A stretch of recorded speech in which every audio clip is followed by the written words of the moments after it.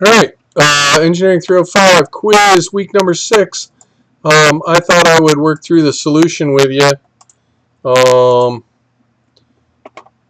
So here you go. Statically indeterminate stuff. Put my name on it.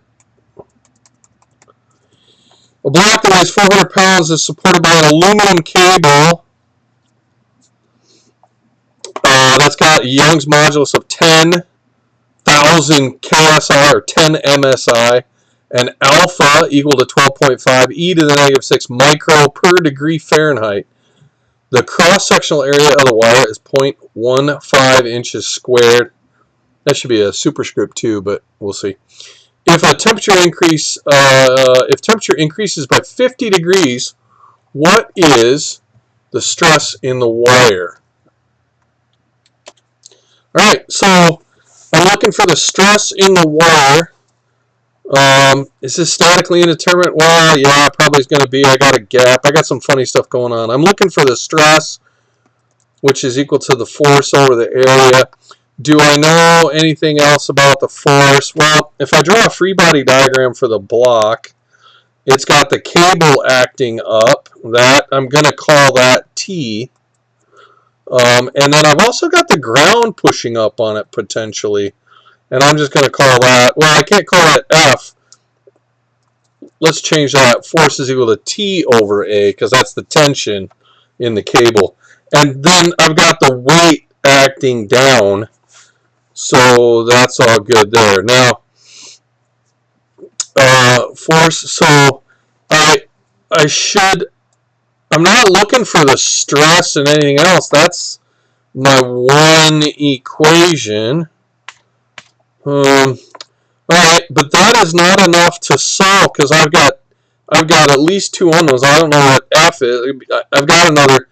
My sum of the forces in the y direction is equal to 0 is equal to minus W plus F plus T. So I've got F and T as unknowns, and I've got sigma as an unknown. I've got more unknowns than I can work with. F plus T is equal to W. I'm going to go back through my process, right? There's two unknowns, there's three unknowns, and in green I've got one equation and two equations. So I need one more equation that doesn't introduce any other unknowns. And I can jump ahead, but I'm going to do it in a couple steps. I can write down one equation that will solve this, but I'm going to do it in a couple steps, and that is the equation from our formula sheet is that the strain total is equal to the structural strain plus the thermal strain. And so that gives me another equation, but those are all unknown, so that doesn't help. But I'm going to write down the strain total is equal to delta over L, which is equal to my thermal strain, which is equal to the structural stress divided by the area, divided by the Young's modulus. And actually, if I write this equation, this is what I'm looking for. This is my unknown number 1. Maybe I don't even have to find the tension. Maybe I do. Plus the thermal strain, which is alpha. Oh, I got colors going funny there. Plus alpha delta T. Or, you know I don't like that. That's going to be a T final minus T initial. But I did say it increases by 50 degrees, so I got that going for me. I could have left it as a delta T. And actually, now that I look at that, maybe I don't need to do all of this stuff. I really have a fourth equation, but I wiped out a lot of unknowns. Do I know delta? Well, I'm going to assume that it grows and closes the gap. Delta is equal to 0.08 inches. I know L is equal to 120. And then I've got the stress. That's my unknown. That's number 1. I know Young's modulus equals 10 E6. I know alpha equals, what did I say it was? 12.5 micro per F. And I've got delta T is equal to 50 F. Maybe I don't even know. As long as that closed the gap, I'm okay. And then the other thing I really want to check is, does my wire grow so much that I don't even need that for the delta? So I really have a couple things to check out. So you could get sloppy on this one and just plug it in and go, well, yeah, let's see, that's going to be, I'm going to rearrange that. Delta over L minus alpha delta T times E is equal to that stress.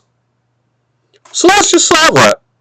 Let's just solve that. Delta over L, 0.08 divided by 120, that's both in inches, minus alpha delta T, that's 12.5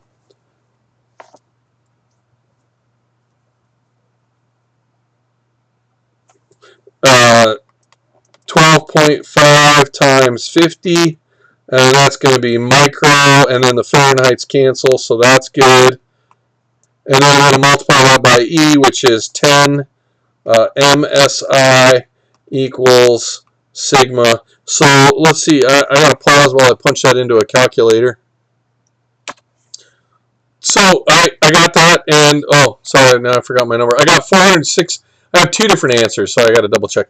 I have 400 equals 416.66 psi, and that actually is a great answer, as long as I'm touching. Well, let's continue this thought. If sigma is equal to 416, then psi, then what's the tension? What is the tension? And the reason I'm saying that is because does that mean that I'm in contact with the bottom, or does that mean I'm supporting the whole load, or does that mean that I'm actually, because the cable could be pushing down? None of that would work at all. So the stress is equal to the tension divided by the area. So the tension is equal to sigma A, and so the tension is equal to 416. So I'm going to go back to my my trusty calculator. It's 416 equals that times the area, 0.15, equals 62.5 pounds. So what that means is if I go back to this figure, I've got 62.5 pulling up, and the ground is pushing up with 337.5 pounds. Yeah. So that's how, oh, sorry about that. That's how my load is shared. That's how my load is shared between the ground and the tension in the cable. If I went up in temperature just a few more degrees, it would be sitting completely on the ground. All right? That's an interesting one. Statically indeterminate, but not quite as challenging to solve. That's one way to solve it. And another way to solve it would be, I know that the total deflection is equal to PL over AE. That's the structural deformation, plus alpha delta T, that's the strain, and then multiply that by L. And so, honestly, I know E, I know A, I know the length, I know alpha, I know delta T, I know that length. And so, and I also know that that is equal to 0.08.